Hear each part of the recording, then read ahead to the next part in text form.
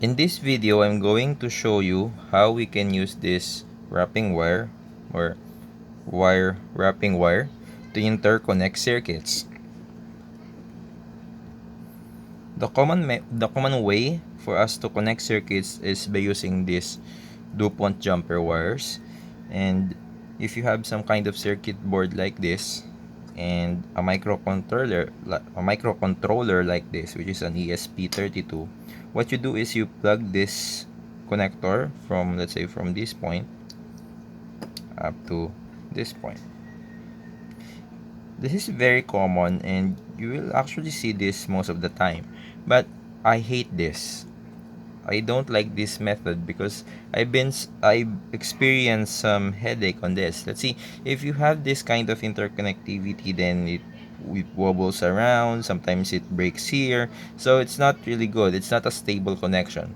So if you look at this board, you can see that it has a jumper wires. The breadboard is nice and cool, but I'm also experiencing some issues in this kind of setup. Like if you wobble it, if you move it, sometimes the connection is got loose, it's not stable. That's why in this board, this accelerometer, I actually soldered it using the wire wrapping wire for me to establish the perfect connection. That, you know, lesser headache. Just focus on my project and not, I don't like to troubleshoot wiring and stuff. It's really a waste of time. So how does wire wrapping wire help us? Of course, it will help us to connect some joints uh, robustly. It much better than that. Let's say you have a sensor like this one, and then you have a board, and we need to connect them together. And this is the position where you need to put the sensor, and here is the board. Maybe you have a chassis or something, and then you need to wire them. So just for an example, let's wire this joint here, and let's wire this joint to the ground, to that joint. Okay, so what you can do is you can get a piece of wire wrapping wire, try to estimate the length that you need. So for this one, you can actually put something like this. So yeah, something like that. So this should work, or you can do it like that. Yeah, so after that, you can cut only the length of wire that you need. So most probably this is the perfect length. And then we need to strip the insulator on this one so that we can have the conductor which we will solder. You can use side cutters or your plier, wire stripper, but it's quicker for me to use my fingernails. So I'll show you how I do that. So here's my, my tool here. So you see, you still have the insulator here. There you go. You see, I was able to pull that out. Then on the other one, no tool, just my hand. So yeah, those are the insulators. We need to solder this now on either this joint here. You can solder it there, or you can, and then the other one you can solder it here. But we will not do that because it's good if we keep that on its original form, so we can still use a DuPont jumper wire there.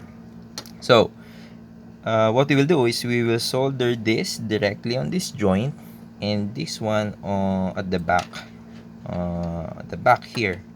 Okay, so when you're trying to if you're solder some stuff like this one, it's very important that you don't solder this thing directly there. You need to put new solder lead there, okay, so that you can have a better connection. So that's what we will do next. I got now my soldering iron here. I also have a piece of lead. So what we do is we will solder that joint here. Oops. Let's solder that joint. Let's clean the tip of our solder. Let's put some lead there.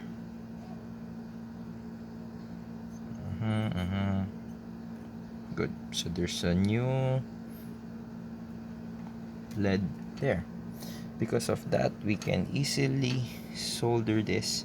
You can also put some lead here on the conductor of this wrapping wire, so it will easily connect on there. You can establish a good contact. So let's do that. Okay, then that should be nice. Then let's solder it here. Oops.